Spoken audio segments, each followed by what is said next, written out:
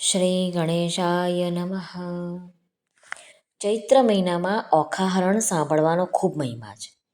જે કોઈ ઓખાહરણ સાંભળે તેને તાવ, તરિયો, એકાંતરિયો આવતો નથી તથા મહારોગથી પણ બચી શકાય છે.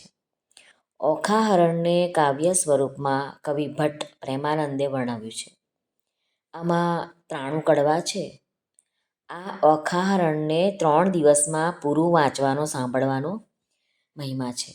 જેને સાંભળવાથી વાંચવાથી રોગ, કષ્ટ, પીડા, ભૂત પ્રેત બાધા દૂર થાય છે. ચૈત્ર મહિનામાં અલુણા વ્રત કરવાનો પણ ખૂબ મહિમા છે.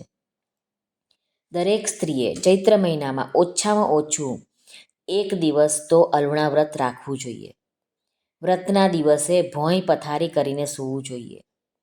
ભગવદ્ મહાપુરાણના 10મ સ્કંદની આ કથા સુખદેવજી પરીક્ષિત રાજાને વર્ણવી રહ્યા છે. તાવ જગદીશ્વરને કહે છે, જે ચૈત્ર માસમાં ઓખાહરણની કથા એકવાર સાંભળે તે વર્ષે હું તેના ઘરે ન જાઉં. જે 2 વાર સાંભળે તેને જોઈને હું નાસી જાઉં. અને જે મારું જ્ઞાન ક્ષણવાર પણ સાંભળશે તેને જન્મો જન્મ હું પીડું નહીં. ભગવાન શિવ અને પાર્વતીની પુત્રી શ્રી ગણેશજીના બહેનની આ કથા છે. જ્યારે માં પાર્વતી ઓખાને શ્રાપ આપે છે ત્યારે ઓખા દૈત્ય બાણાસુરને ત્યાં પુત્રી બનીને જન્મે છે.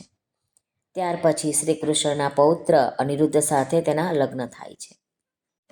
શ્રી કૃષ્ણ, મહાદેવજી અને બાણાસુર આ 3ના યુદ્ધની સુંદર કથા આમાં આલેખવામાં આવી છે, જે સાંભળવાનો ખૂબ જ આનંદ આવે છે.